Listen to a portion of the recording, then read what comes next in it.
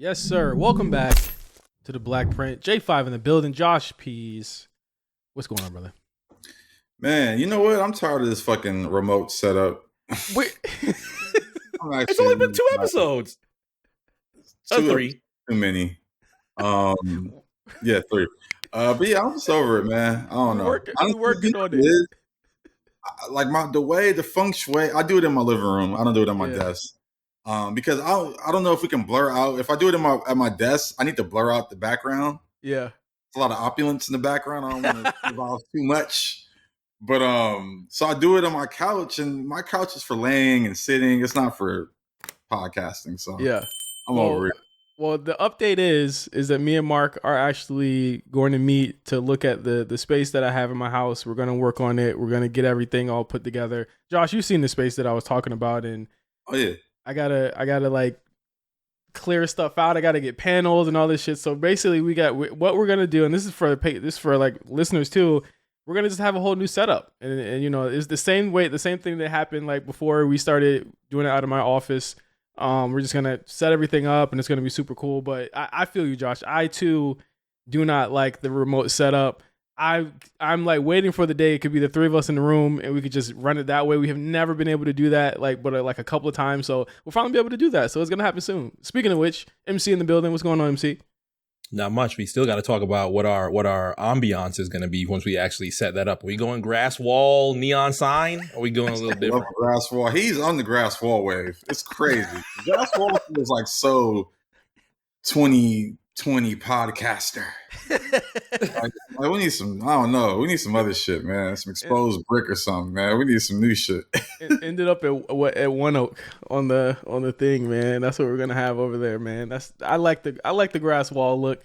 Okay. But I think it'll be black. It'll be black for the BlkPrint. I just don't know if the thing is it might contrast our colors and shit. That's what I'm gonna say. You gotta optimize the space for what we're trying to do. Because black, it might have us all looking washed out and dark. And it might not be the move. Bro, the biggest challenge.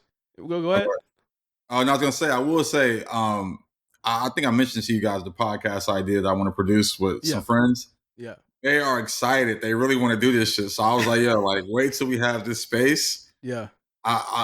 We can't let the listeners know what it is quite yet. Yeah. But I think this would be one of the funniest podcasts you guys will ever. Every day, the stories these guys tell me, like, I'm like, I need to put this out to the world. So I'm looking forward to that. Yeah, we've heard the idea. It sounds absolutely mental. I can't wait to meet the host of that. We got more content coming on the way. I think just me moving mid-year just fucked everything up. I mean, it's upgrade, dog. I love it for you. I'm excited. I love, give us the updates on your yard work, and we were talking the other day about getting the grill. I'm like, that's fly. That's dope, bro. Listen, RNC Cookout is going down this fall. Man.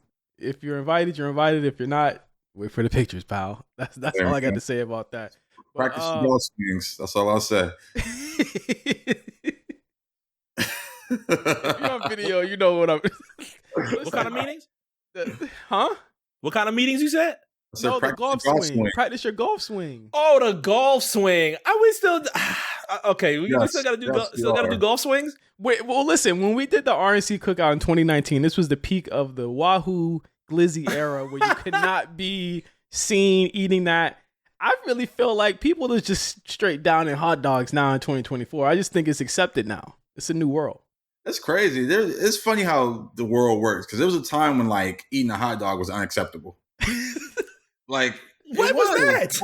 I mean, when, I don't know. Like, I think like around like 2003 to 2012, it was like, you eating hot dogs still? Like, people were finding out what was in hot dogs, and like, I mean, still to this day, when I think about what's in a hot dog, I'm like, that's a crazy decision to make. But it'll stop you though.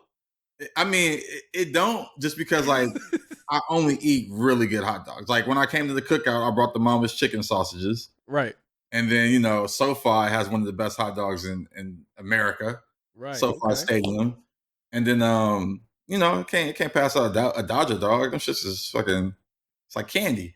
Yeah. Well, Mark wants to do like the 6 for 6. What's it called? Oh, 9 for 9, 9 hot dogs, 9 innings. Yeah. Our summer plan to go to a Dodgers game, all three of us. I think we had a little bit of a good preview this past weekend. We ended up watching Clash at the Castle. So I think we got our trio ready for the Dodgers game. Right. We got to do 9 hot dogs and 9 beers throughout 9 innings. I don't think I could do it. I don't think I can either, but I'm down to try it. Let's try. Well, listen, between us, we could do 9 hot dogs. Might have to bring like some friends. I'm gonna bring my wife or somebody that we could do the hot dogs that way, or the beer that way, because I don't drink beer. Oh yeah, that's true. You might have to do 9. What's 9 drinks that you could? What's 9 drinks that would be a challenge for you to do? Well, maybe outside of alcohol. Crazy. I don't any sugary drink. 9 of those is wild. I will die. I'm not young no more. I'm gonna die. What are you talking about? Anything but water is crazy. Nah, 9 waters doesn't count. You can't do 9 waters. Anything but water is crazy. I might have to do double the glizzies. That you guys 14, 18 hot dogs? No, I mean of the 9, I might have to eat more glizzies to offset the beer. Oh, okay. I'm not signing you up for 18 hot dogs. Absolutely not. Yeah, maybe we switch it up. Maybe we do some fries. The thing about this challenge that I'm like kind of on the fence about is that this year Dodger Stadium has a lot of good food. Right. So it's like but holding ourselves to glizzies is crazy. But if we do the glizzy challenge, there is a section of Dodger Stadium where it's unlimited food. I know it's not unlimited food. It's unlimited Dodger dogs, nachos, and drinks. Not beer, though. Bro, the Dodger nachos, stuff of legends. Honestly, I don't do nachos at stadiums. I don't do nachos at all, really. I ain't had some nachos for a long time. That's a tough decision on your stomach. But okay. But I am down for. There's a lot of good food in there. There's like there's some Korean fried chicken spot in there now. There's barbecue. That I gotta do. Yeah, you just reminded me of that. Yeah, there's some good shit in there. But I mean, we're firmly in summertime here. We're in mid-June. It feels like fucking October. Usually that's when it gets really hot, especially out here in the valley. We reporting live from the heat dome. Like we still here. It's still crazy. I got the AC screaming on me right now, so I'm hooded up. But best believe out this window. Yeah, hell out there. It's hell on earth, man. I feel, I feel bad that like there's like a lot of shit out here that like I feel bad about, and nothing makes me feel worse than just like the homeless situation out here in these days like this. Because I drove to the bank earlier, and I was just like, damn, like we need to figure this shit out, or they need to figure this shit out, because like it's crazy hot out here, bro. Is there like do you got a 311 out there in Florida, Mark, or what? 311. I'm trying to think. I don't think we have. Is there a 311 number? I don't think so. As far as homelessness, the most places you're going to see it is off like freeways, 95, maybe off the turnpike.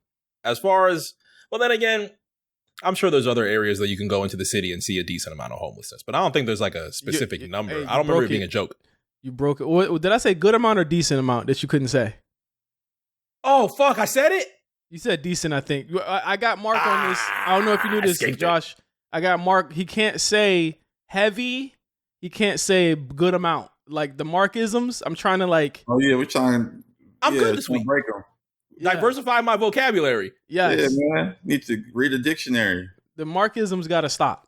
They got to go. The Markisms got to go. Senator Cameron, there are enough listeners that have called this out. They said I did a great impression of your Markisms that I know at this point they got to go. The Markisms got to go. It's over with. I'm just a little bit embarrassed because I think the worst one was last week. And I apologize to the listeners. Last week was pretty bad. You had asked what should be the easiest question for a nigga that watches sports 10 times out the week. Hey man, why are so many blowouts in the playoffs? And that's the gear spin. Yeah, it wasn't the best thing coming out. And I was just like, listening to it back, I was just so embarrassed. Yeah. I'm like, Mark, what are you talking about? I really, you blew me. I was like, damn. Nigga. Those moments happen, man. Y'all never have those moments? No. Yeah, it usually happens in, meetings where I'm unprepared for. I'm not talking about some shit I do weekly, daily. Well, unfortunately, that day was that day. But I'm good now. I've watched a lot of Around the Horn. Watch plenty of enough ESPN. I can answer a question in 30 seconds. Stat. 30 seconds. I want the death of Senator Cameron, Councilman Cameron. I want the death of that this year. I need him to go. He needs to go. We need a new era. A new era of me? Yeah, new era MC. No more Councilman Cameron. No more of that.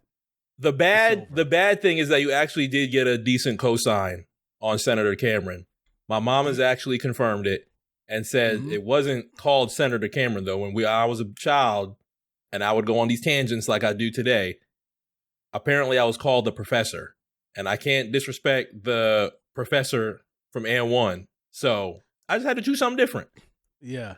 That sounds about right. Because you're long-winded as fuck, boy. But we gonna figure this shit out. We're gonna figure this shit out. I'm gonna cut it down. I'm gonna try and cut it down as best as possible to get into my around the horn bag. It's gonna happen. Okay. All right. Anyway, thank you guys for listening to last episode, which Mark did have that snafu on. Really great episode. B-sides was amazing as well. We got to a lot of questions. There was one question, however, that we did not get to because it happened a little bit after we recorded. Oh, you got that question for us, Mark? Got it pulled up? Let me pull it up on Patreon, of course. If there is anybody that wants to join us on Patreon for our monthly B-sides, you can do so on patreon.com/BlkPrint. We do this every month. You can ask J5 and Josh Peas anything that you want, and they'll answer it. Doesn't matter. Any topic, any idea, anything you want to go anything you want us to go long form on, we will answer that for all of our patrons on B-sides. I'm looking up our last question that we had. This is from the homie Khalil. He's out in Norfolk. I missed him when I went home a couple weeks ago. When I get back out there, we gotta get some lunch or something, brother. But we usually don't do this, but I gotta make it up because I didn't hit you up when I was out there. So let's get to the question right now. Yeah, why not? Just a little B-sides preview. So he said, I might be too late, but if so, for the next one, how do you guys balance all aspects of life, like working a full-time job, but also staying fit and active, spending time with partners, as well as friends and family? Sometimes I feel like it's not enough hours in the day to fit it all in and still get that personal time or time to focus on new endeavors like trying to learn a skill or go back to school. What was funny? No. Fit and active. Oh, I'll take this one. This? What was it last time? This? What was last time? Oh, the peace signs last episode were nuts. This is a great question because honestly, I've been trying to be better at time management as of late. For me, and this is like the simplest rule to me, is just waking up earlier. I think we don't take advantage of waking up as early as we should or we could. Lately, I've been setting my alarm for 5:45, and I'm up by like 6:15, getting into my like morning routine, pray, meditate. I'm off to the gym by 6:30. At the gym by like 6:45. And yeah, like getting into my gym routine. I'm out the gym by like, if I get to the gym by like 6:45, I'm out the gym by 7:45. Right. And now I feel like I'm starting my day when everybody else starts their day. Yeah. Like then I'm, eat breakfast. Like that's another thing. I've been like making breakfast at home, and it hasn't even been nothing crazy, but like granola and yogurt. Take a shower, and then I'm getting into my work day. And I don't know. It's just like getting up early has just been a blessing. Like, and I think I don't know. It feels like it's easy for me to do. Like I don't stay up super duper late. Like the latest I might stay up is like 1, and even that's like late to me. I'm like, damn. If I'm up at 1, I'm like, what the fuck? The stand up late part is like a struggle for me because like I'm a night owl. So lately I've been having to tell myself like literally tell myself like, Justin, there's nothing going on. Like you're not gonna miss nothing. Go to sleep. Like what the fuck? There's no reason that you're up at 12:40. You're not gonna miss shit. Just go to sleep. Yeah. No, that's the thing. It's like for me, to your point, it's nothing going on at night. There's more going on in the morning. Right. So that's kind of my thinking. I just want to just be up. And I feel like even we're waking up at 5, it's 8 a.m. in fucking New York. So it's like I'm still behind the ball a little bit. But yeah, waking up early, that's it. And then I think, everything else just kind of falls in line. Like once you start to develop good habits like working out and good mental habits like meditating and reading, other shit that you're trying to develop will just fall in line. Now you'll be like, oh, I'm gonna watch less TV today, or oh, I'm gonna build a Lego set or do a puzzle. Like I don't know, whatever thing or even when I was like, it's funny, I haven't been on it as much as I want to, but like making beats, like I need to find that time. Like I'm still kind of like figuring it out, but like I know now that like I have this routine of waking up early in the evening. I have a couple hours where I can just kind of get back to the beats and just block everything else out. So this is about having a routine and waking up early.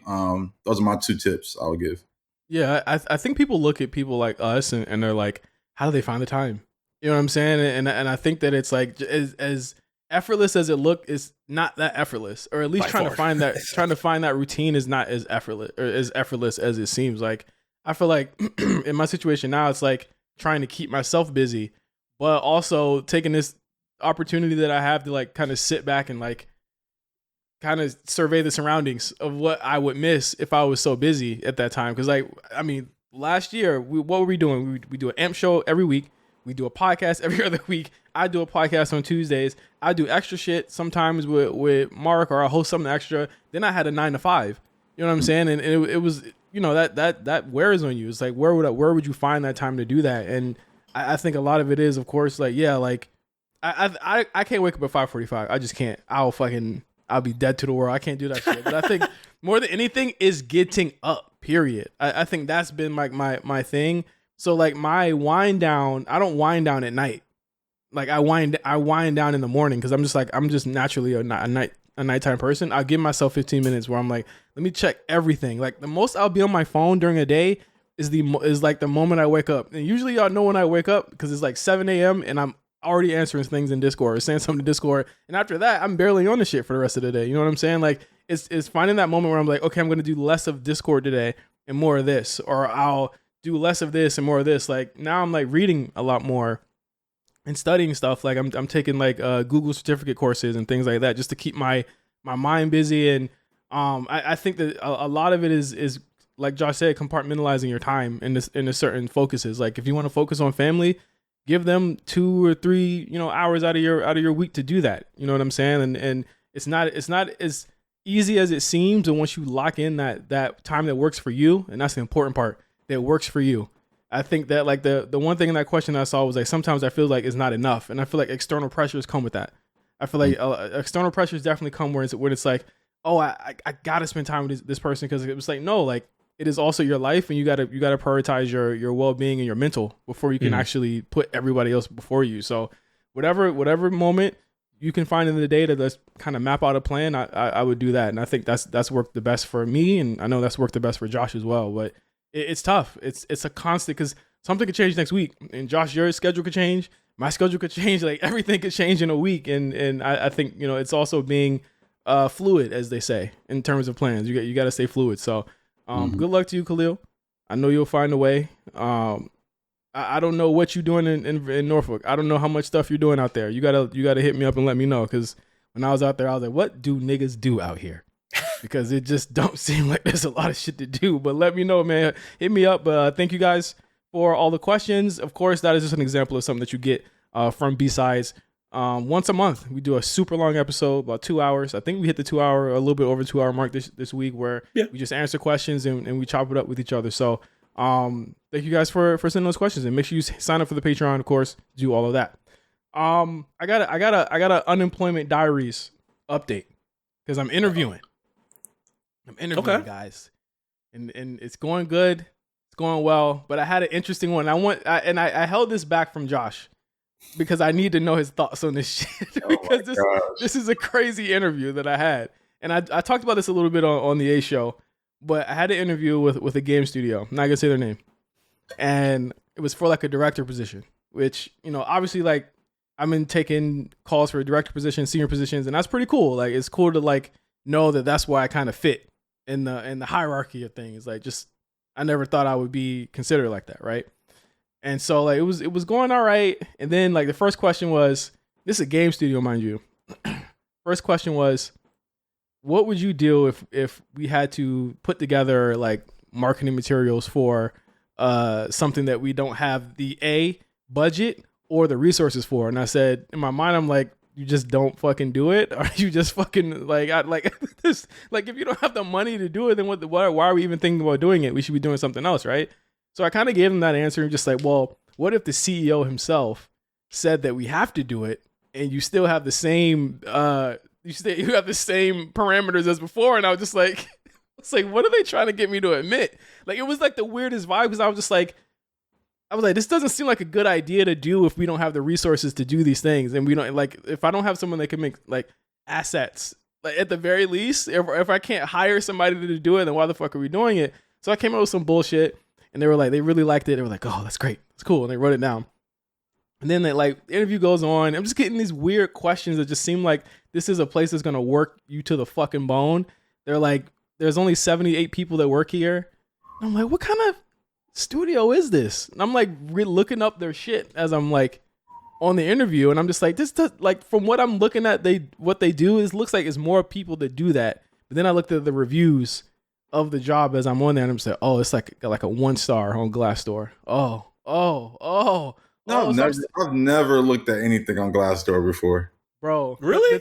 The thing about the Glassdoor shit is that it was reflecting what they was asking me. It's like mad niggas that was like, yo, I had to do like 7 different jobs, but I wasn't getting paid the money to do those seven different jobs. Then they say, yeah, you might have to wear multiple hats. And I was like, hire more niggas to do this shit. So the big thing that got to me was like, how do you feel about crunch? And I don't know if you know what crunch is or anyone that's listening.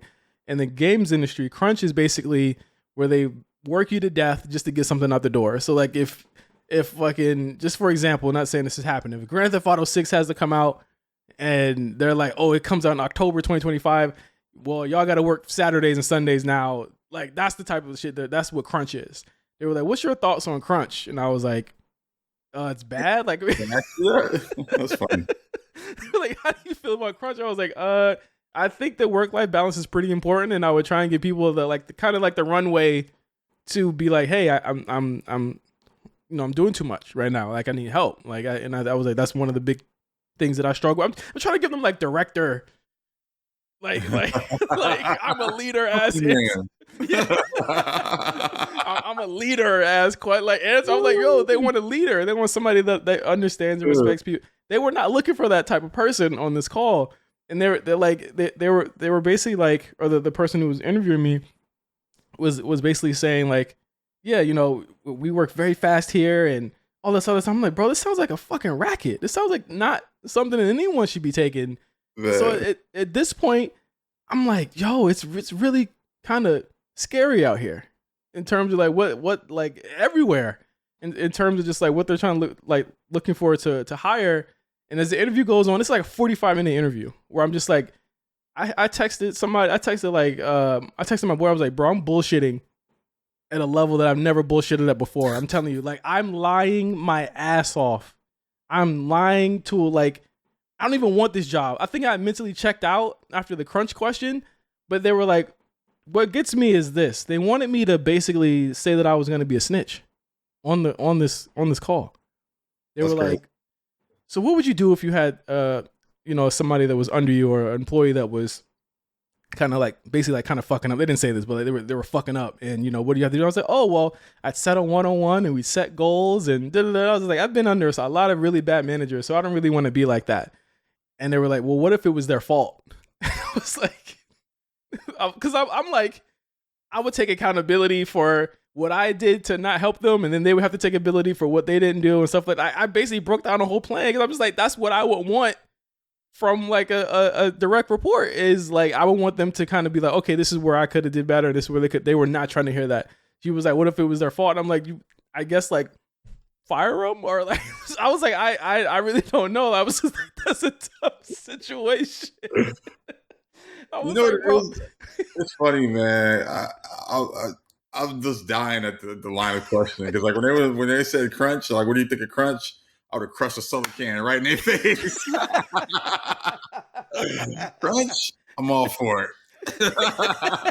No, I mean, it's funny. Those are the type of questions. I've never been asked these questions in an interview before, but you never will. Be clear, you never will. No, what you're saying is like they're looking for a certain type of person, a certain type of answer, and it's like, kudos to you for not compromising who you are and kind of thinking about it critically and not just giving them the answers that they need just to get the job.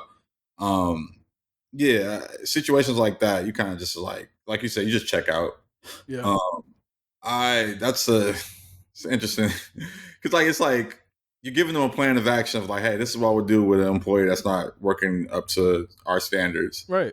And it's still like, well, it's basically like, yo, are you asking me, am I going to fire this person or not? Like, what are you asking? I don't know. Yeah, like be clear. Like I felt like the questions like weren't clear. And I can say that this is probably like the one bad interview I've ever had in my life.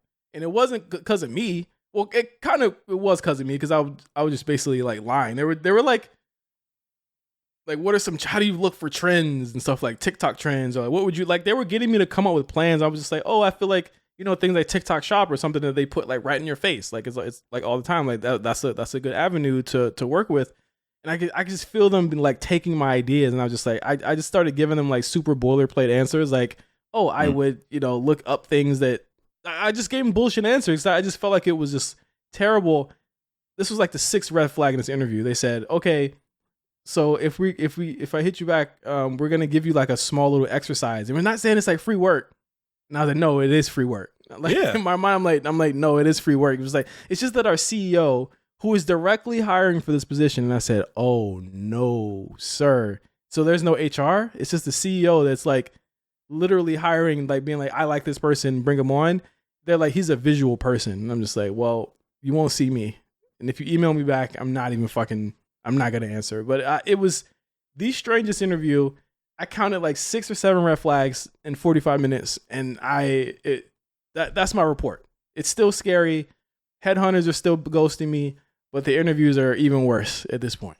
Have you ever had to worry about that before? Like an interview where you just feel like they're getting free game and they're just going through the interview process, but they're actually going to use that towards their own work after the interview is done? Like, have you felt that before? I felt like that when I was interviewing for a very popular streamer that everyone has. And I had to do a work exercise that I took like over 2 hours to do. And I still didn't get I didn't get the gig because Riot had called me at that point, but I still felt like I wasn't going to get the gig, but I felt like it was like useless. I felt like I was like doing the work for their social people. You know what I mean? And I don't think it's like free game, but I think that they definitely use all of that shit. Like there's no way that like I'm going to take that and then be like, oh, I'm gonna take it right into the job. They're going to ask you for something else. Every single time they're going to ask you for a different plan. They're going to ask you for a different camp. You know what I'm saying? Like you can't always use those ideas. Like I think it's scary to do interviews like that because like you don't want to seem like you're like a content farm. Cause I think the one thing, especially in what I do in social and brand management, like you get expected to have something every single week. I had to have ideas every single week because like it's just that fast. It's that quick. And sometimes that can be tough where it's like, okay, let's like properly mine and figure out how we can make this idea better. That's not always the case. You know what I'm saying? So like in an interview, when I'm already being tasked to do that, I already know that there's nobody there that has any type of ideas, and they're looking for somebody that they can mill from for however long until you fucking burn out. I wouldn't even know how I would mentally process that. Like if I presented, let's just say I'm in an interview process, they ask me a question and I just think of off the top of my head, let's say I think of some campaign that might answer the question. And they're like, oh, okay. But I don't go for it with the interview. But then like months down the line, I see the idea of the campaign on one of their, I don't even know how to mentally process that if I were to see that. I've never seen that before, especially not with like exercise that I've ever done. Never seen it before, but I definitely like, it definitely feels like when you do things like that it's like, it feels like it's more like, okay, how many can they give us of these? Because usually exercises are like more than one. It's like, how many can this nigga do in a week? Yeah, all right, take them. You know what I'm saying? Like that's really how it is. But I wouldn't worry about them taking your ideas. But it does feel like it's like, okay, your time is already invested like doing multiple interviews. When I was interviewing with this company, this was like my 4th or 5th interview at that point. You know what I mean? So that's like 7 or 8 hours kind of invested into this already. So it's like these interviews are getting longer too. Like they're getting crazy long. Like I know, Josh, you interview mad long. I've done 6-hour interviews. Yeah. 6-hour interview? Yeah, it's an hour with 6 different people. Mm-hmm. Oh, wow. Yeah, but it was all in one day. Yeah. Mm-hmm. All virtual, or you had to be in a room in 6. The pandemic, so I did it all virtual. They do it in person. The company, But yeah, 6 hours. I literally had a fucking shirt and tie on sitting in front of my desk. You did not have a shirt and tie on, bro. I didn't have a tie on, but I definitely had a button up on. Button up and some sweatpants. That's damn near a shift, though. They didn't give you a break or anything? Yeah, it was breaks. It was like breaks. And then there was like, they did it like 3 back to back. Then it was like a lunch break type of situation. Then 3. Honestly, it's funny. It wasn't as bad as I thought it would be. But I mean, Amazon, I've talked about working at Amazon before. It was Amazon, and like they have a very specific way to interview. Like they have these leadership principles that they like ask you and want you to tie back different experiences to. And I came into it well prepared, so it was just like kind of going off a script. But it was definitely not nerve wracking, but just one of those processes where you're like, oh, this shit is just never ending. Right. Like when it was finally over, I was like, I better get this job. Yeah. I interviewed for Amazon a couple of weeks ago too, and I had brought it up in chat. You were like, yeah, they asked you to do this. I was like, hell yeah, and I'm like, this shit is OD. Like they give you like a packet of all the leadership principles. They were like, do you know what they are? I was like, no. They were like, they send it over, and I was just like, all right, cool. Like I think you get NDA'd up too about what certain things are in there, but I can't remember. It was weeks ago, but it's very intense. Like some of these interviews are getting intense, especially as you get higher up the ladder. So I've been taking interviews as kind of like gut checks, where it's just like, okay, I got to get back into the mode of like answering these questions and not, fumbling and stuff like that. Because I hadn't interviewed in years. You know what I mean? Like I haven't interviewed since 2021. So like this was definitely new to me, and that interview in particular was just like, okay, that shows me that there's a other side of this that is a little bit less of what you probably expect from an interview for that. But like I said, it feels good. I'm, just an update to anybody asking or wondering, like I'm doing good. So we'll hopefully see some positivity in the next couple weeks. So pray for me, or pray to whatever you pray to, your candles, whatever, that I figure it out. Or candles. We need to get this studio done. So like pray for me also, and also subscribe to Patreon. Yeah. I was thinking, man, should I just go full time like streaming? Hey, I'll be seeing these kids in here. I'm like, I can't believe people watching and paying money for this shit. It's crazy. Should I just go full time? Get your money, man. Yeah, you have more than enough games. You have more than enough games that you play. Create an entertaining circle. It ain't about playing the games, though, man. You ready for the hijinks? Yeah, it's gotta be hijinks. On fire? Are you gonna scream in somebody's face? Yeah, I'm gonna do something. I'm gonna fucking have my dogs have like those Acme. Remember the Looney Tunes cartoons? They had them Acme rockets. Oh yeah. And I'm gonna put one on the back of one of my dogs. Just around the room. Let me stop for Peter. Fucking, I would never do that. I thought you were going GoPro on your dogs. I didn't know you were doing rocket strapped. The GoPro on my dogs would be the boringest shit ever. All they do is sleep. They're literally right there, just sleep right now. That's all they do is sleep all fucking day. Anyway, we have a Throwblacks on the way. That's just an update for you guys. Eminem show. I know Josh he can't wait. If you thought Carter 4 was funny, wait till you. Didn't we convert Josh on Carter 4? No. Hell no. You still think it's trash? You still think it's trash? Definitely don't like that album. Don't like it either. I can't believe this. I think you'll come around to certain things, especially it's White Boy Summer. That's gonna be the name of the episode. It's White Boy Summer. It is White Boy Summer. You know what I'm saying? NBA Finals going on as well. Josh, you rooting for the Mavs? Obviously. Yeah, I don't know, man. Mavs might fuck around to come back. It's something in the air, man. I don't know why. Like, I looked at the odds the other day, like, I should just drop some money on this real quick. Don't. I'm not. What are I still don't understand what the odds are. I still don't understand how to read odds when I'm looking at like FanDuel and DraftKings and all that. How much would putting $20 on the Mavs right now get me? Hold on, I could look right now and tell you. $500. Like a couple hundred? If it's a couple hundred, I think I'll be all right. I think by the time that this episode comes, we might have to do early congratulations to Boston, and it really pains me. I really don't want to do that. But if the opposite happens, and Dallas actually wins by the time that we're recording, and there's a game 6, I'm just going to put it out. I'm just going to put it out there. Do not look at me for slander, because I will feel very bad. That might be the worst I have ever felt watching basketball. I don't think that these motherfuckers dropped 4 straight. I just can't see it. I can't see it. I don't think anyone has a meltdown like I saw on Friday. Friday was just like, man, cut the game. It was just, let's cut this you shit heard off. Listen, nigga, PS5 beep. Just cut that shit on, bro. You would cut that shit the fuck off. Like, I don't know. I think that the Mavs had a really kind of lucky game. It was a lucky game. All those shots are not dropping today, or when is it? At the time of us airing this, it's tonight, right? Yeah, by the time Game 5 is tonight. By the time that everybody hears this, we will either have a new NBA champion, or we'll be looking at a Game 6 the night on Juneteenth, the night that this drops. That's crazy. Not showing me the odds for the series right now. Man, something in the air, and they don't want you to see it, bro.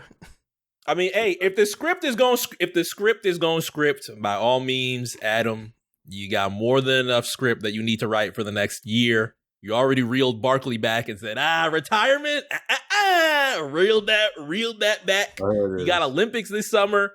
You got WNBA niggas throwing hands every night. You got NBA next year. $20 to get you $280. $20 to be $280? Yeah. That's enough for a Cafe Lou trip. 100 to get you 1,400, man. They plus 1,400 right now. So the Mavs? Yeah. Is that good? No, that's terrible. It means they don't think they're gonna win. So wait. So the odds still think the Mavs aren't gonna win. The odds still think the Mavs aren't gonna win. Yeah. Okay. The series. Okay. The series? This is for the series. Wow. That's nuts. I don't think they're gonna win either. Well, I mean, hey, you don't drop 3 games and you don't got LeBron on your team. All right, let's just be clear. You don't got LeBron on your team.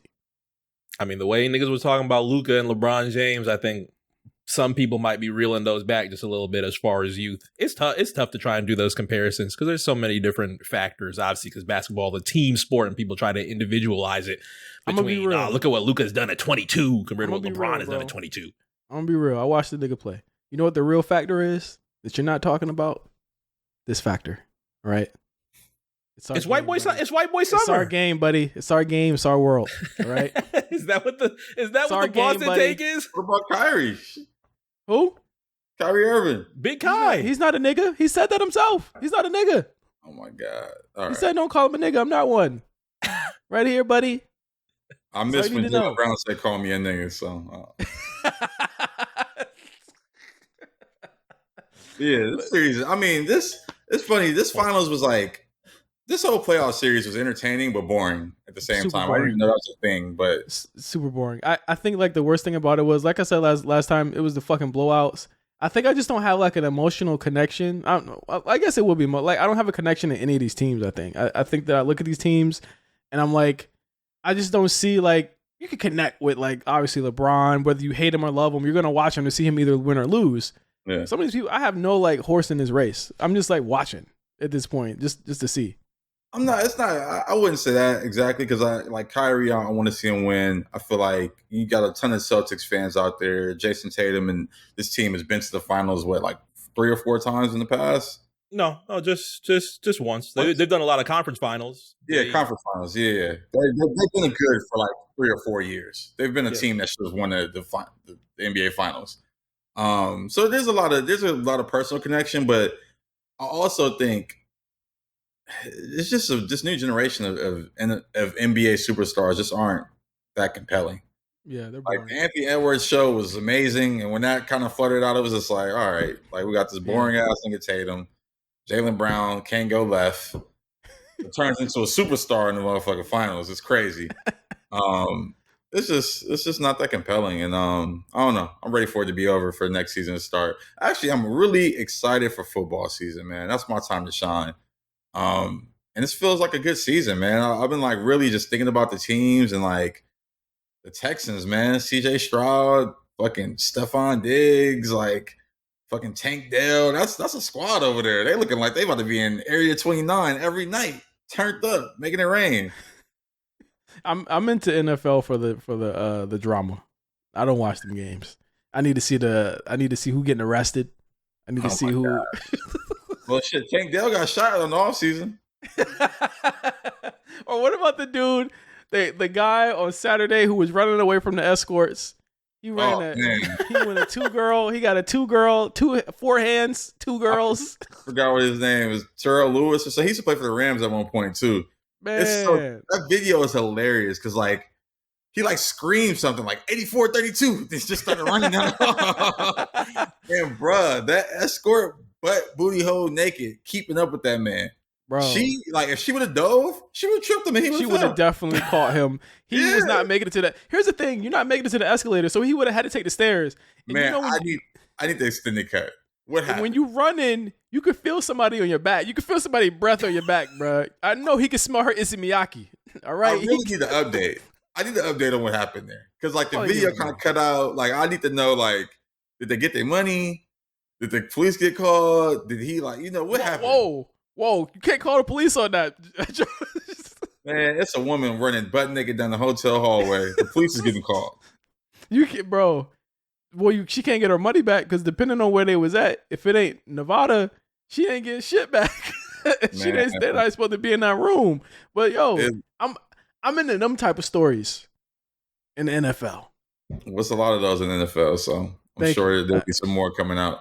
Because everybody in the NBA is boring. But you know what's not boring to me?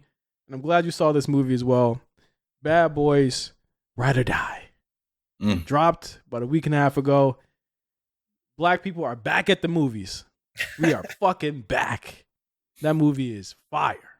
Okay? Yeah, it's a great movie. It was actually really fucking good. Like, it's one of the movies that's like not good, but it keeps you entertained. Listen, like that movie could have easily been on like Netflix or some shit. It looked like. Have you seen the Beverly Hills Cop trailer? I have seen it. How fake that shit looks. Yeah, it looks fake as hell. The Bad Boys on par. Yeah, well, the Bad Boys movie looks like a movie. That Beverly Hills Cop movie does not. It looks like what was the movie with Jonah Hill and Lauren London? Just Friend. What was it called? Damn, I forgot what the name was. Is it called Guess Who? I think that's what the original was called. I was about to say You People, but it's not You People. No, it's called You People. It is called You People? Yeah, it is called okay. You People. All right, bet. It is called. I wanted to say it, but I was like, there's no way they named the movie that. They really did. No, but I think Bad Boys, you know what was cool to me is that like Bad Boys is one of the few franchises that grew with us. Like Bad Boys came out in 95, the original. I was in elementary school. Then it came out again and I was in middle school, high school. And then it came out again. I'm basically a full ass adult at that point. And then, again, they always bring back the same people, except for this one. Martin's wife was different. It wasn't Teresa Randall in this movie. Yeah. I forgot what happened there. It was I like the woman that it was too. What's her name? Chick from Smith? ATL. Yeah, something Smith, right? Hold on, let me look it up on the wiki because I don't know why she didn't come back. Wife Burnett. Oh, it's Tasha Smith. Tasha Smith. I love Tasha Smith. She's beautiful. Yeah. Different wife. And honestly, Martin, I'm just like, bruh, like, how old is Martin, man? Martin is old compared to Will. Martin is old as shit, dog. Like, his whole little demeanor seemed like a senile old man. And Will Smith out here still playboy, running around, shooting guns. Yeah. Martin Lawrence is only 4 years older than Will Smith. He's I know. 59. Martin's like 59, Will's like 55, but yeah, that's a big gap in cognitive years. But you got to think, like, Martin had health issues. I really feel like he was diagnosed with something mentally too. Like back in the day, like I was telling my mom the other day, there ain't no way that no one, like, you've been on the 405. There's no way that someone is sane on the 405 waving a gun. You know what I'm saying? Was he 405? Yes.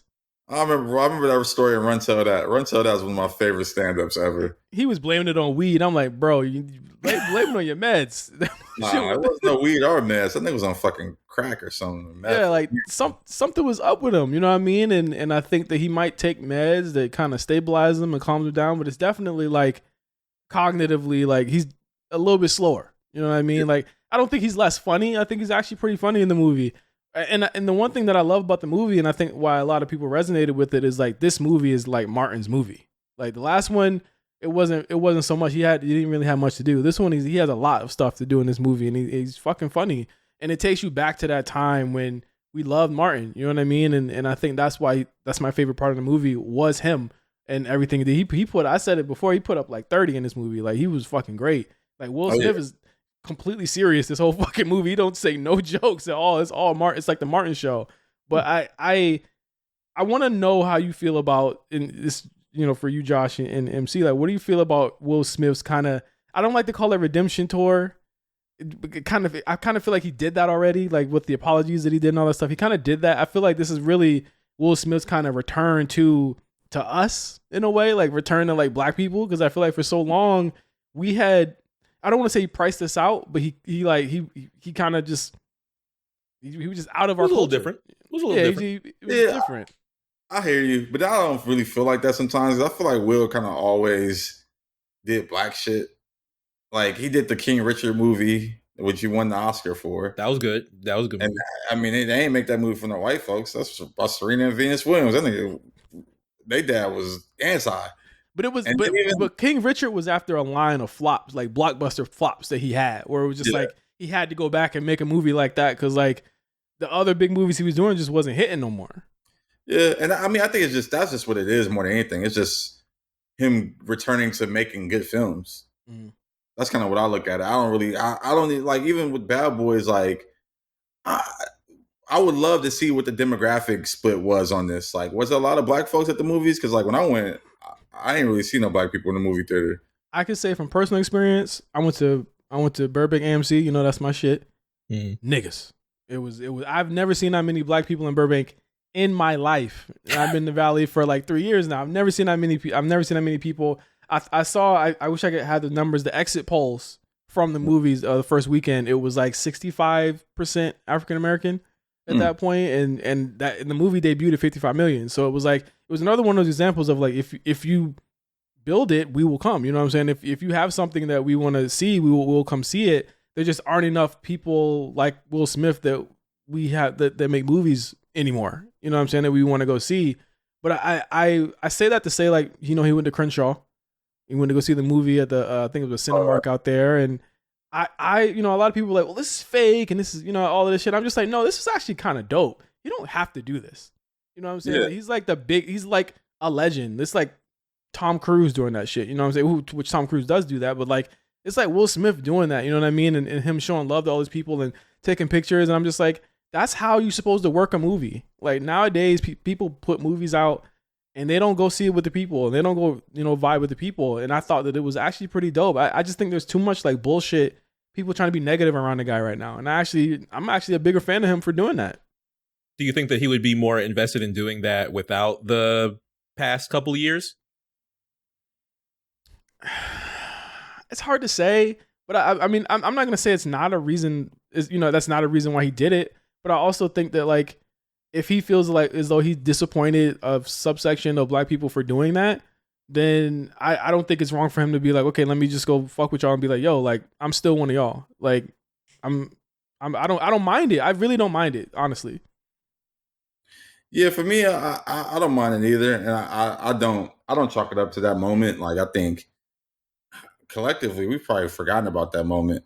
And if anything, black folks was laughing at it and thinking it was more of a joke, and like they thought he was better for the moment. They I did the same thing. That was a lot of the black delegation. Like be real too. Like, love Chris Rock. I don't think a lot of black people fuck with Chris Rock comedy. I ain't gonna say all that. I don't think a lot of black people fuck with it. I really don't. My dad stands on that take. I'm like, I see niggas fucking with Chris. I feel like niggas have always fucked with like Dave over Chris. They fuck with, for sure, as we see now, they fuck with Will over Chris. I feel like they put a lot of people over Chris Rock. Like, I have Chris Rock pretty high, you know, upper echelon in terms of just like black celebrities, black comedians, whatever. But I do know that, and I won't get mad at people thinking that there's a lot of people that think they, you know, he's not top 3 or whatever. Oh yeah, I mean, I wouldn't. Yeah, like, he's not the funniest, but people fuck with him. Like, I'm thinking in my head about the "Can I smell a rib?" Like, Chris Rock has always been like the comic relief. Like he's kind of been he's kind of always been the punching bag. That's why Will slapped him. It's like he's always been like guy that's been like a little annoying, kind of like a little just like, damn, you so annoying, but you funny. So yeah, I think that's what that is more than anything. But yeah, I don't know. Like I to answer your larger question, I guess Will's on some type of redemption tour, but for me, it's just like, just make good films. Just put out good shit. Like, don't do no more slave films, brother. Like, yeah, that's over with. I mean, and if the idea is like, okay, Bad Boys is kind of like a little mini franchise into itself. We'll do another one of these and bring in new people, like Fast and the Furious. Like Fast and the Furious has been allowed to like survive for so long off of foolishness and BS. Why can't we have our own like kind of that? Like Bad Boys has always been that. I think that like there's been an absence of movies like that. Like our parents loved Lethal Weapon. Like that was their shit back in the day. That was Mel Gibson, Danny Glover. Like this is kind of like our Lethal Weapon. You know what I mean? And where we have all these characters and they grow with us. Like I was like, bro, give me 2 or 3 more of these. You know what I'm saying? Like I think that you could still make that work, especially with some of the stuff they set up in this movie. Like some of the characters, they got their own moments to shine. I won't spoil it because I know that you haven't seen it yet, MC. But like, there's some really funny and cool stuff here that could continue this on. And I think that Will, to me, if he kind of recognizes like, okay, it's bigger than me at this point. I think that there was like he even says it, like his ego took over. You know what I'm saying? He says it like, if he recognizes that now, then I'm cool with that. Like I think that he's definitely still one of the most magnetic personalities that we have. And you see that in these movies. Like I was just like, damn, bro, like I fuck with Will Smith, yo. And I walked out of it being like, yo, I fuck with him even more after this. Yeah, no, it definitely gave me leaving it. I was like, oh, this is a good film. Like this was dope as fuck. I don't know. It's just one of those movies that you just watch and like you're just like entertained throughout. Even just like at the hijinks and like the things that aren't like some of the cameos. It's like, oh, like they had to do from TikTok in there. I was just like, yeah, that was funny though. That was funny. It was. We was also like, all right, like, but yeah, I do agree. I think this can be one of the franchises that live on. There was a lot of like side characters that have moments that are like, oh, I can see you building something around them. So yeah. Excited to see where they take it. I do think the KB Lane part was like, I was like, y'all a little too late. Like to get on the KB train. The truck shit. Oh yeah. See, I don't even know his name. KB like cause I even thought Fortnite was too late with him. I thought he was in Fortnite last year, and I was like, I thought there was a little too late to him too. I was like, y'all could have got him a couple years ago, but the way these movies are done, they don't do Bad Boys every 4 years. That's why I'm like, y'all need to hurry up because these niggas getting old. But what you saying, MC? I was saying that I did watch Bad Boys 3 recently because I didn't watch Bad Boys 3 at all, but I watched it to prep for 4, thinking that I was going to go watch 4 last weekend. Did not get a chance to do it, but watching 3 did help me feed into the conversation that was online about what the greatest, or I guess people's favorite Bad Boys would be out of the 3, because at the time 4 wasn't out yet. And I watched 3. I ended up enjoying. I wouldn't say that it was a bad watch. I ended up I was entertained. I guess I would say I'm entertained. Some of the things I was just really, really surprised about. I don't know if we need to put spoiler alert on this for anybody that hasn't watched Bad Boys 3 as of yet. It is a 4-year-old movie. Go ahead.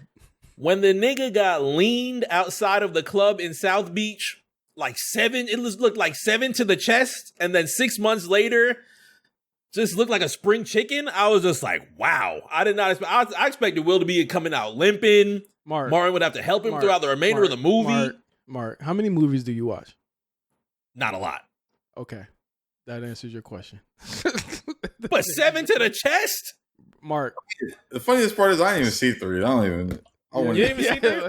Will Smith, it's a cool watch. Or Mark or Mike gets shot. They try like assassinate him in the movie, and a good half of it is him recovering and trying to just like kind of get his bearing. Like 3 is a very Will Smith movie. I think 3 is the height of his ego, because he definitely thinks that people goes to Bad Boys to see him. A good, like he fucking has a son. The son that he gets introduced in 3. I can tell by the flashbacks. He was like he gets introduced in, but that's all his like. The 4 pretty much writes off a lot of that shit where it's just like, oh, the movie wasn't really all about him. Like, it was just all about the son part. Because you also meet the baby mom who he also had a relationship with. You find out that he knocked her up when he was like 21 or some shit like that. It was just like a bunch of. It was literally the Mike Lowry movie, but like, all right, like Mark, I hear you, but like, like Bad Boys is cartoonish by nature. Like, that's fair. Like movies are fucking Fast and Furious. Every movie's like that. Yeah, like it's a superhero movie basically with niggas. You know what's funny about Fast? You know what's funny about Fast and Furious? I think out of the, what is it, like 15 films around by now? 10, I think 10 films. I think the only one that I've really like navigated toward was Tokyo Drift. I don't think I've seen a lot of the other Fast and Furiouses. Not the first one. I probably watched the first one time. Too Fast, Too Furious, I don't think I've ever watched in full. Tokyo Drift. I love Tokyo Drift, though. The other ones were just other ones. Mark, just watch them. I gotta watch them all. Last time we did a bet, I watched The Wire and Josh was supposed to watch South Park. Josh has not watched South Park yet. Well, be clear. To Josh's defense, he never said he was going to do it. What? He never did. We shook on it. Oh, yeah, but my thing is, here's my thing.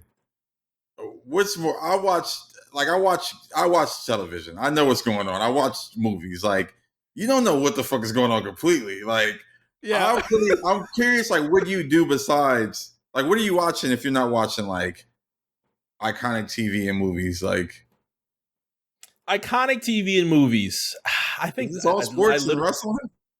It's literally just sports and wrestling. Yes, and music. Mark, be clear. I watch a lot of fucking wrestling, but I also watch a lot of other shit too. Like, Mark, to say right now that you have not seen but one of the biggest action franchises of the last decade and a half is kind of crazy to me, bro. It hasn't. I mean, I'm trying to think of what would have the Rock. Even the sign of the Rock didn't pull me into those ones. I'm trying to think what made me like Tokyo Drift. The fact that everybody in your fucking circle has probably seen these movies didn't pull you in. What was the last movie you saw in the theater? The last movie I saw in theater, Iron Claw. Iron Claw, yeah. Oh, wait, when you saw that? When you saw Iron that? Claw was cool. Last year? Oh, it was January. You saw it this year. January. Okay, yeah. Oh yeah, it was like January. I feel you because it's I June, feel you, Josh. by the way. Huh? It's June. Yeah, that is true. I mean, that's fair. I was expecting to see I'm Bad up Boys on 4. you. Like, this year is a light year for me. Like, I've went to the movies maybe 4 times compared to like the 20 something I went last year. But like Mark, that's crazy. I've gone to the movies more in the last 3 weeks than I've gone all year. But I still like, I'm up on you, and it's a light year for me. My letterbox is probably the driest it's been in a while, and that's just because there ain't really nothing that's come out. But like Fast and Furious, I hate for this franchise to be my fucking straw, but that is kind of crazy. Yeah, I'm kind of surprised. I thought you would be like, man, you ain't missing none.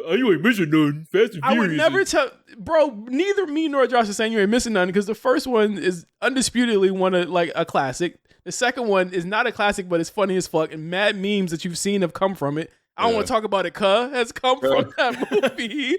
Ejectocito, cuh, has come from that movie. What? Tokyo Drift is by far, to a lot of people, might be the worst one out of all of them. Tokyo Drift might be the worst one? Wow, that's interesting. Yeah. Because you missed the next 3. Like, the next 3 is like 4, 5, and 6 are like the reasons why they made the next 4. Like, those are like the considered some of the best action movies of all time. Did you even you haven't seen the one with Ludacris in? Nope. Too Fast, Too Furious is Ludacris, right? Yeah. Oh, he is. Okay, yeah, you're right. Yeah. I think the only other Fast and Furious I might have watched was the one where they have the dream sequence at the end and Paul Walker drives off and See 7? You Again is there. Yeah, I think that's it. I think that's it. But wait, so you went to 7 without any knowledge of the previous 6 or the previous 4 or 2 after that? Outside of 3. Does it piss you off and drive you crazy? Do I need it? Do I need it though? What do you? No, nobody needs it. I'm just like that's like a really crazy way to frame it. It's like a choice. It's like, yeah, like that's a weird way to frame it. Nobody needs it. No, I don't. Sometimes you do. Sometimes you do need it to get the story. No, I don't need you to you don't need to watch anything. I'm just saying that like it's like your conversation points to have by like not like you wouldn't understand a lot of things if you don't watch these things. Like The Wire must have been a crazy moment for you because I remember you watching, you were like, damn, there's a lot of fucking memes that have come from this show. And I'm like, yeah, welcome to fucking 20 years ago. Oh yeah, but I was pretty sad. I was pretty sad watching it. I don't think I've watched television and been sad that it was over than I had watching The Wire. And I still have to start The Sopranos. You know what I did finish recently? I think the eye rolls are gonna come. It's a group project, of course, between me and my girlfriend, of course, that we were watching the past couple weeks. Desperate Housewives, pretty fucking amazing. That's what you're watching? Yeah. That's crazy. Desperate Housewives was nuts. I watched the first couple seasons like when they were coming out, but like I would never go back and watch that. Nah, at first, even like late 2000s, early 2010s, like I knew the popularity of it, but I was like, I'm not watching this. But then watching it, I was just like, wow, these stories are actually crazy. Like Sex and the City or something like good TV, but you said Desperate Housewives. Yeah, bro, I've watched all the Sex and the City. Yeah, I had to. It's good. I watched all of that, but like, it's classic. Consider it classic. Definitely a classic. It's classic. I mean, and honestly, it's not up to me to call it classic because you know it's for the ladies. But it's a great show to me. It sparks conversation. Desperate Housewives is like a telenovela. It's like a soap opera. Yeah, I was down with that. But I just think the fact that you started that before you started anything else is still crazy. Like. Well, I just walked up on it. Like I said, I really hate for Fast and the Furious to be like my line, like my straw, like my line in the sand. But that's great. Like that's crazy to me. Why do you like? It's not even funny nor worth being upset about. But I'm like, bro, like you gotta watch something else. Like you gotta watch something else. Okay. You gotta watch something else. I'll consider the Fast and the Furious franchise as something that I engage in. Well, not engage in. Obviously, it's not necessary to engage in right now, but to watch it and know it, yeah. Did you watch The Bear? Oh, yeah. Season 1 and Season 2 were all... Those are... The Bear doesn't last more than 2-3 days with me. I was curious. I watch it ASAP. Okay. Say it again? I was just curious if you were watching some of the recent stuff that we've been watching. Yeah, it's... I can't even remember what made me want to watch The Bear in the first place. But that was something it was COVID and one shit else to do. Oh, that's true too. But it tied me in pretty quickly. And this is not anybody that's ever been in like the culinary, like a culinary workforce or anything like that. But just the story of it was just crazy. I really want you to I really want you to start some shit. Like we were supposed to do a podcast called Mark Watches Everything. I really feel like now we really need to do that. Now we really need to do it? Like where you watch stuff. Because here's the thing. You think that it, like right now, recording this show, you think it's ridiculous that I'm acting this way? Or reacting Who said it's ridiculous? I said you may think. I said you may think it's ridiculous. I don't think it's ridiculous. I'm telling you, our listeners are probably going to fucking be on your ass as soon as it comes out on Discord. They're gonna hit you up in Wrestle Chat. They're gonna be like, Mark, what the fuck? So I'm just relaying the reaction that a lot of people are gonna have from this because I went through this with my wife too. Because my wife didn't watch anything. So like I went through the crash course of watching everything when we first started dating. We were just like, shit, she ain't seen this. She ain't seen this. She's at least seen the Fast and the Furious movies. Like that. Like that's just all of them. All 10. It's an American institution. It is an American institution at this point. I hate to say this to you. It is as American as apple pie. What would piss people off more? The fact that I haven't seen a lot of the Fast and Furiouses, or that I prefer Bad Boys 1 over Bad Boys 2? I don't think people give a shit about that. Yeah. You think there's more people that agree than don't? You thought that was gonna be a haha? Like no. I'm adding. It's two classics. It's two classics.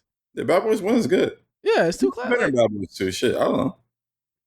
I seen that discourse online of people that like 1 over 2, like 2 over 1, and they were giving all their points and all their reasons as to why. And I was like, I don't know. I feel like 1 is just so solidified.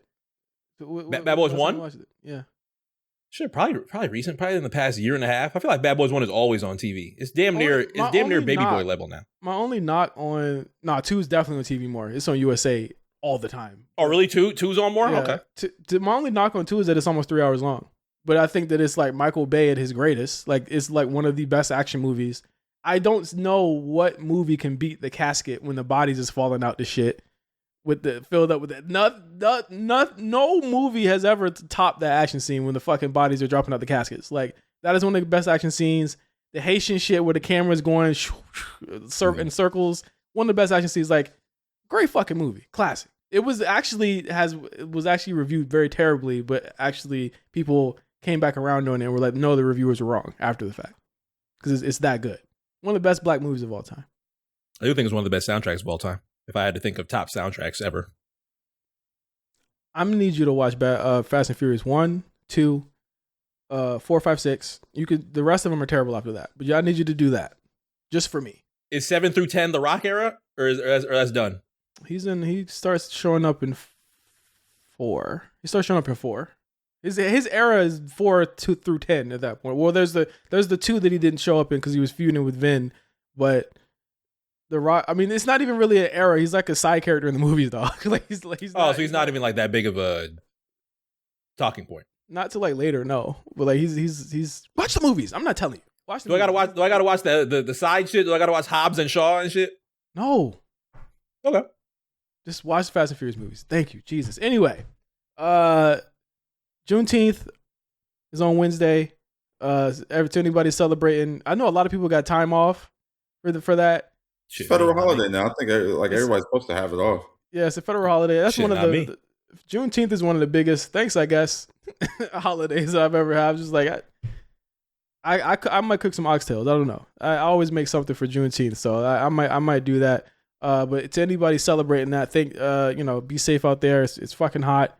And yeah, anything else on your end, Josh, that you want to bring up? This Fast and Furious thing has thrown me the fuck off. No, it's funny. It's been a light week. There hasn't been too much going on. I'm glad we brought up the guy running from the escorts. That was definitely on my mind. Yeah, ain't been too much going on too. Like, summertime is kicking in, so it's like traveling starting back up. I'm about to get on the road a little bit, but okay. I don't know. It's been light. Please let us know when you're leaving too, because we'll be like, yeah, man, we recording on Sunday. You're like, man, I'm in fucking, I'm in Sweden. I'm in fucking Turkey. July, actually, I'll be in July for Wireless Festival. You be where? Exciting. July. I'm gonna be in London for Wireless Festival. When? Next episode. It'll be like July 8th through the 15th. Yeah, we'll definitely. We're recording that weekend. Let me see. Yeah, I think we do record that week. So I think we got one more with you until you go on your summer vacation. That's fine. We do have an episode on July 4th weekend. Yeah, exactly. July 4th. I'll be here for that. I'm trying to think if I'm going to be here for that because Essence is that weekend.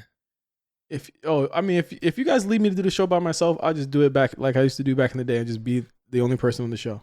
Voice of the voiceless return. Yeah, just doing it how I used to do it on my podcast, man. You know what I'm saying? But thank you guys for listening. Please be safe. Stay out the heat dome. You know what I'm saying? Reporting live from it. Stay out the heat dome and go Celtics. What kind of shit? What? That's how we end the show. Go Celtics. My best with friend, a black power fist. Yeah, that's true. Shout out to A+. Okay, my best friend is a Celtics fan. I have no horse in this race, so I will support him. And what he goes through, because I remember in 2010 when he bet his cornrows that the Lakers would lose to the Celtics, and he lost that bet. And I was in the club looking at him, and I said, "Damn, that's a lot of hair you about to have to cut off." And A+ got the good hair too. His shit curly. He got the good hair. He got like Indian hair. I saw that, and I said, "You know what? The next time this happens, I'm gonna be on his side. As long as it's not the Lakers on that side, I'm gonna be on his side." So, seize up. Man. Oh, watch out! Now, don't say that too loud. The hat's already press ratio. I don't know what the ratio is on the hat. I'm in my house. Ain't no press ratio. It's 0 in my house. 0% in my house. Come on now. So shout out to A+. Shout out to STL 313.